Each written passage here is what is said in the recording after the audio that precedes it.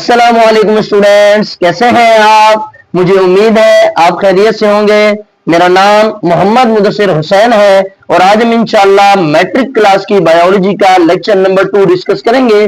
Student कल हमने या प्रीवियस लेक्चर जो हमने डिस्कस किया था वो लेक्चर नंबर 1 था और उसमें हमने डिस्कस किया था कि गैसियस एक्सचेंज क्या होता है, फोटोसिंथेसिस क्या है, रेस्पिरेशन क्या है और हमने इनके डिफरेंस भी पढ़े थे कि फोटोसिंथेसिस और रेस्पिरेशन के दरमियान क्या डिफरेंस है। इसके साथ साथ हमने ये भी डिस्कस किया था कि प्लांट कैसे गैसियस एक्सचेंज करते हैं। स्टूडेंट एक बार मैं उस बात को रिकॉल कर देता हूं। गैसियस एक्सचेंज एक ऐसा प्रोसेस होता है जिसमें कार्बन डाइऑक्साइड और ऑक्सीजन गैस आपस में मूव कर रही होती है, यानी कि वो मूव कर रही होती है between organism and it's environment, यानी कि उस जानदार के सेल्स या उस जानदार में और उसके जो एनवायरनमेंट में गैसियस का एक्सचेंज है, यानी कि ऑक्सीजन और कार्बन डाइऑक्साइड का जो चेंज है, मूव करना है या कार्बन डाइऑक्साइड का इनर मूव करना यानी उस ऑर्गेनिज्म के अंदर मूव करना या कार्बन डाइऑक्साइड का उस ऑर्गेनिज्म के अंदर मूव करना, इसी तरह कार्बन डाइऑक्साइड गैस का उस ऑर्गेनिज्म से मूव करके बाहर जाना या फिर ऑक्सीजन गैस का उस ऑर्गेनिज्म से मूव करके बाहर जाना, ये गैसियस एक्सचेंज कहलाता है। इसके साथ साथ हमने ये भी डिस्कस किया था कि एक ऑर्गेनिज्म के जो लंग्स है उसका और ब्लड के दरमियान जो तब्दीली है गैसेस की, यानी कि कार्बन डाइऑक्साइड गैस का ऑक्सीजन में तब्दील हो जाना और ऑक्सीजन का कार्बन डाइऑक्साइड में तब्दील कर देना, ये हमने पढ़ा था। इसको हम गैसियस एक्सचेंज कहते हैं। स्टूडेंट हमने उसके बाद फोटोसिंथेसिस और रेस्पिरेशन पढ़ा था। आज के टॉपिक में भी फोटोसिंथेसिस का बहुत अहम किरदार है, इसके साथ साथ रेस्पिरेशन को भी जानना जरूरी है। तो मैंने कहा कि पहले आपको थोड़ा सा इसके बारे में ओवरव्यू दे देते हैं और इंशाल्लाह उसके बाद हम अपना टॉपिक जो स्टोमेटा पे है आज इंशाल्लाह उसको डिस्कस करेंगे। So student, what is photosynthesis. Basically student हमने डिस्कस किया था कि फोटोसिंथेसिस एक ऐसा प्रोसेस है जो कि सनलाइट की मौजूदगी में होता है और जिसमें जो प्लांट्स होते हैं या फिर ऐसे ऑर्गेनिज्म जो कि फोटो ऑटोट्रॉफ्स होते हैं, यानी कि जो सूरज की रोशनी में अपनी ग़िज़ा खुद बनाते हैं, उन्हें फोटो ऑटोट्रॉफ्स कहा जाता है। ऐसे ऑर्गेनिज्म जो फोटो ऑटोट्रॉफ्स होते हैं वो सनलाइट की मौजूदगी में कार्बन डाइऑक्साइड गैस को इनहेल करते हैं या एब्जॉर्ब करते हैं और इसके साथ साथ वाटर को भी ऐड करके या वाटर की मौजूदगी में, यानी कि कार्बन डाइऑक्साइड की मौजूदगी में, वाटर की मौजूदगी में और सनलाइट की मौजूदगी में, ये तीनों चीजें लेके वो उसको कन्वर्ट करते हैं ग्लूकोज और उसके साथ साथ ऑक्सीजन गैस में। हमने ये डिस्कस किया था कि फोटोसिंथेसिस एक ऐसा प्रोसेस है जिसमें कार्बन डाइऑक्साइड, वाटर और लाइट एनर्जी को कन्वर्ट किया जाता है ग्लूकोज में और उसके साथ साथ ऑक्सीजन बाय प्रोडक्ट के तौर पर हवा में यानी कि भेज दी जाती है। और जो ग्लूकोज होता है वो पौधों की ग़िज़ा होती है।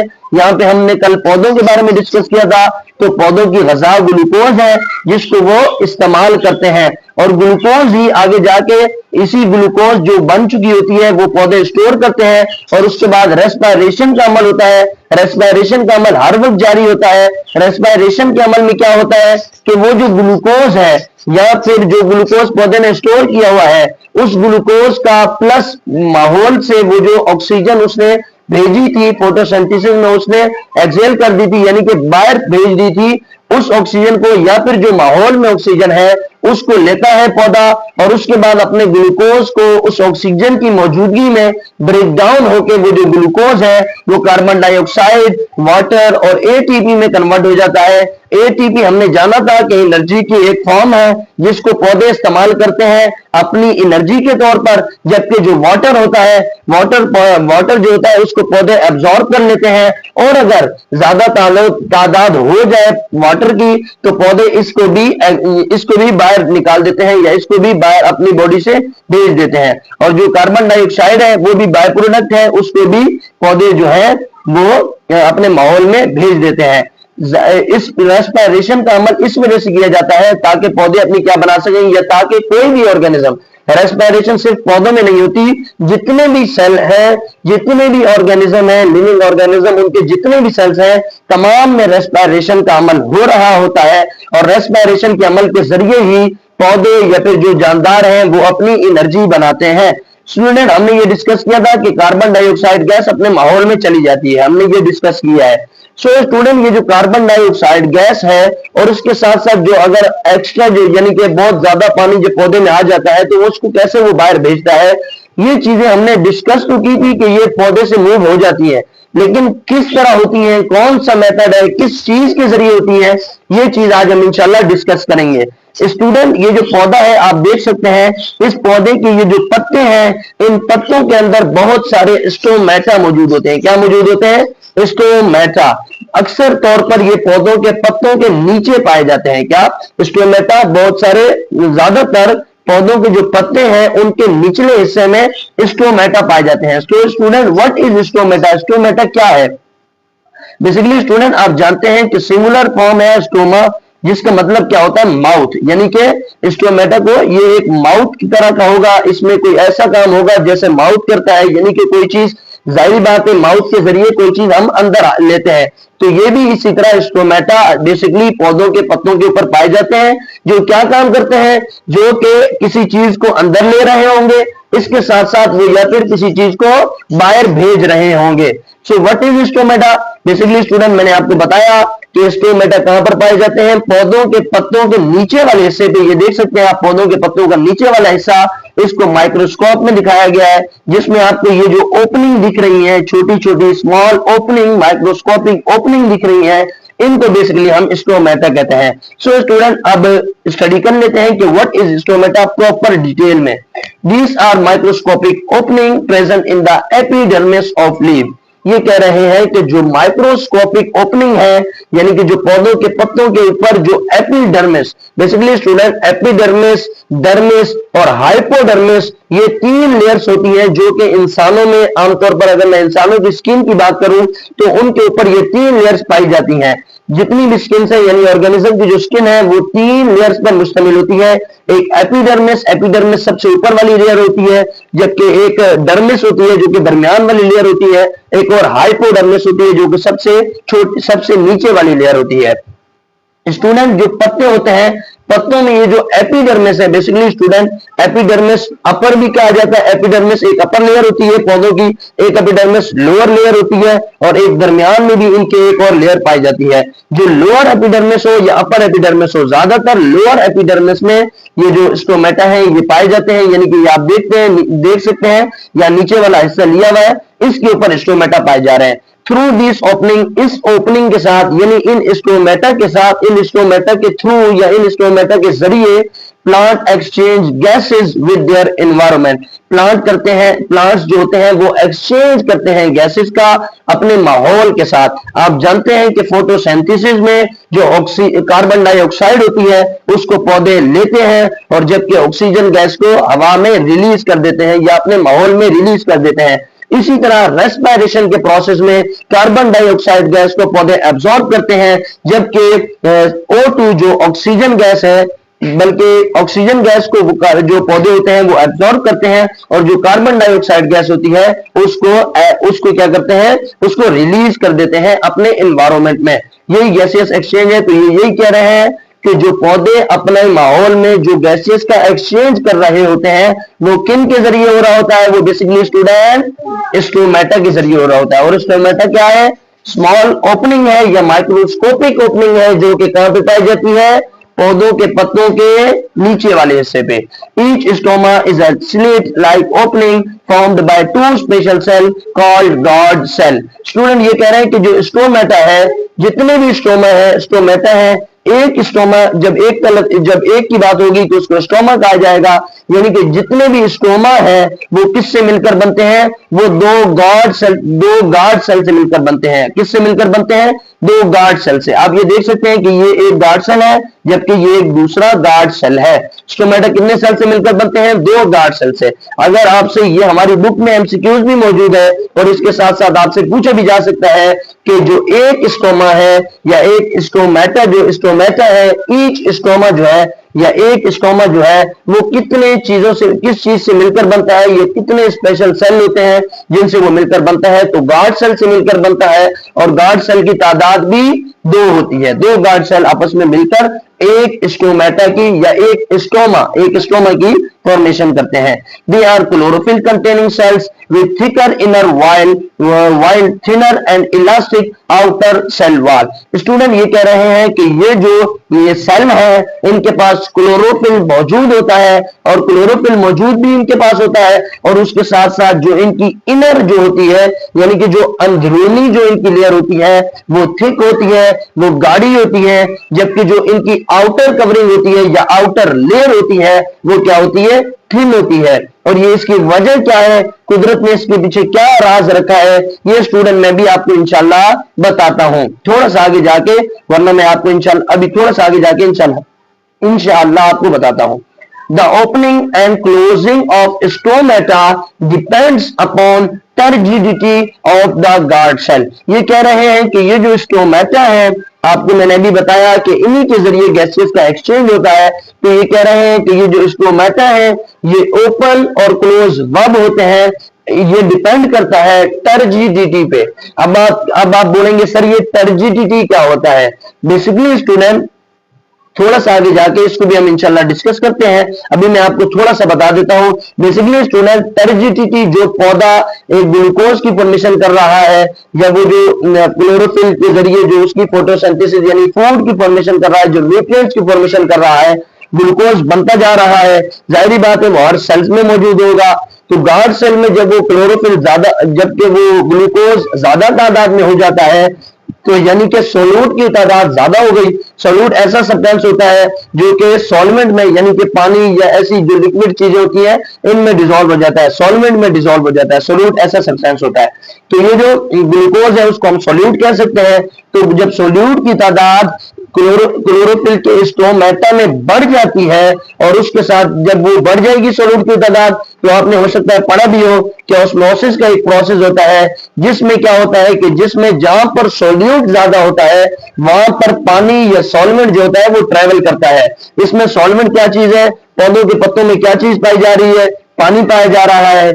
तो ये जो पानी है एज ए सॉल्वेंट काम करेगा, और ये जहां पे सोल्यूट ज्यादा यानी कि सेल में जो गार्ड सेल में सोल्यूट ज्यादा हो चुका है, तो वहां पे क्या करेगा, पानी के जो पानी जो होगा, पौधे का जो पानी होगा वो मूव करेगा उस सोल्यूट वाली जगह पे, और जब सोल्यूट इस पौधे में भर जाएगा यानी कि इस सेल में जब गार्ड सेल में भर जाएगा, तो इसको हम टर्जिडिटी कहते हैं, यानी कि फूल जाना, या फिर हम ये भी कह सकते हैं कि अकड़ जाना, टाइट हो जाना, इसको हम टर्जिडिटी कहते हैं, टर्जिडिटी कहते हैं। सो स्टूडेंट, ये जो टर्जिडिटी है यानी कि जो एक सेल के अंदर पानी का फूलना या पानी का बढ़कर उसको फूल जाना है, वो जो सेल का फूल जाना है या टाइट हो जाना है, ये टर्जिडिटी कहलाता है। सो स्टूडेंट, ये जो पानी जब इस गार्ड सेल के अंदर बढ़ जाता है, जब इसकी टर्जिडिटी ज्यादा हो जाती है, तभी वो ही डिपेंड करती है कि अब स्टोमेटा को क्लोज होना है या ओपन होना है। स्टूडेंट, जब टर्जिडिटी पौधे के अंदर बढ़ जाती है, पौधे के गार्ड सेल में बढ़ जाती है, ये गार्ड सेल जो होते हैं इनकी जब टर्जिडिटी बढ़ जाती है, जब इनकी टर्जिडिटी बढ़ जाएगी यानी कि ये फूल जाएंगे या टाइट हो जाएंगे, सो स्टूडेंट तब ही ये खुलेंगे। खुलेंगे कब, जब इसके अंदर क्या हो जाएगा, जब इसके अंदर टर्जिडिटी ज्यादा हो जाएगी यानी कि पानी की तादाद ज्यादा हो जाएगी, ये फूल जाएंगे।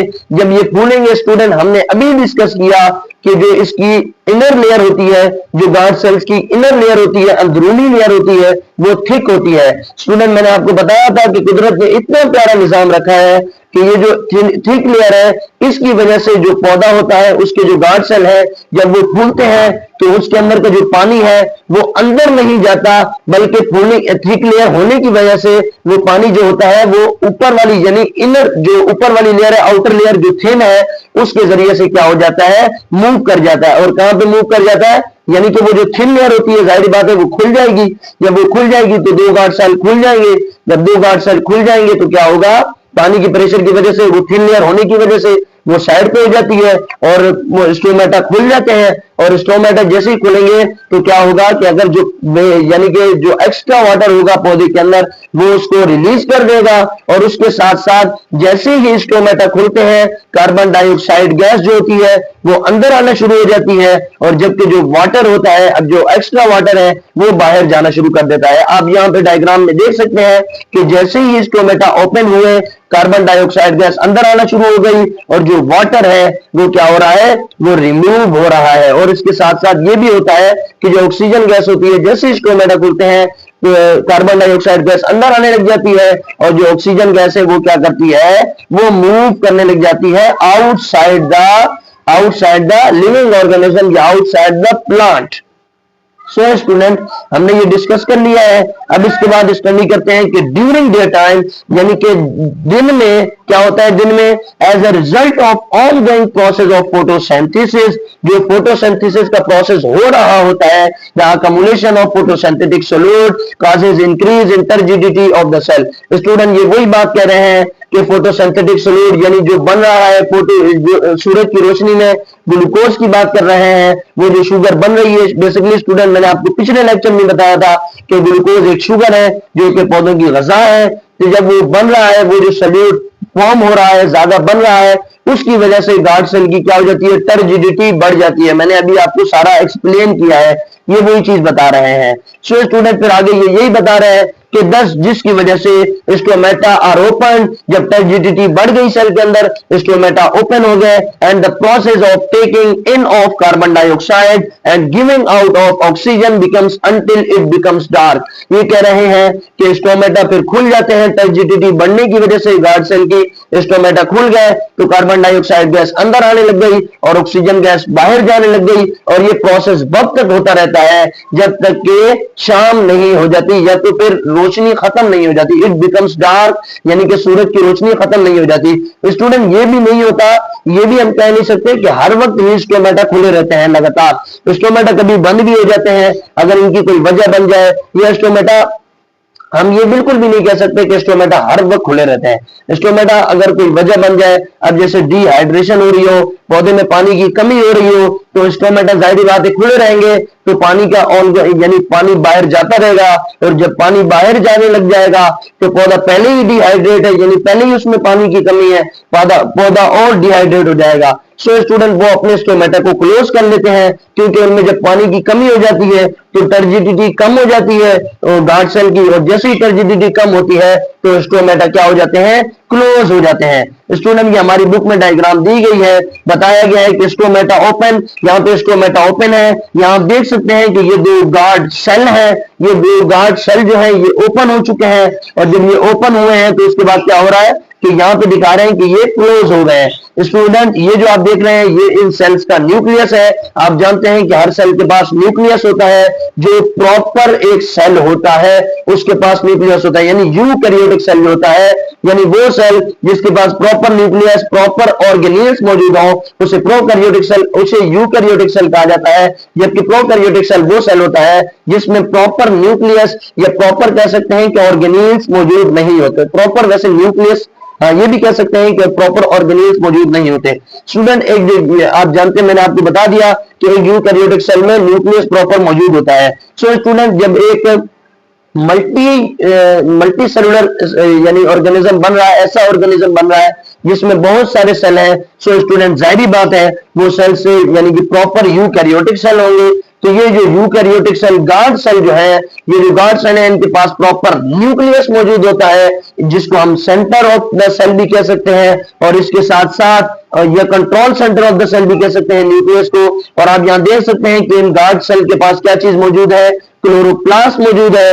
जब क्लोरोप्लास्ट मौजूद है तो यहाँ पे क्या मौजूद होगा, क्लोरोफिल मौजूद होगा। आप जानते हैं जब क्लोरोफिल मौजूद होगा तो फोटोसिंथेसिस का प्रोसेस हो रहा होगा, जब फोटोसिंथेसिस का प्रोसेस होगा तो ग्लूकोज की फॉर्मेशन हो रही होगी। स्टूडेंट, आप देख रहे हैं यहाँ पे वैक्यूल मौजूद है। वैक्यूल बेसिकली पानी को स्टोरेज का काम करता है, वाटर की स्टोरेज पौधे के अंदर वैक्यूल के जरिए होती है। स्टूडेंट, इसके बाद आप देख सकते हैं कि इनको गार्ड सेल कहा जा रहा है, मैंने आपको बता दिया, और ये इन गार्ड सेल की सेल वॉल है। और यहाँ पे क्या हो रहा है, गैसियस एक्सचेंज हो रहा है।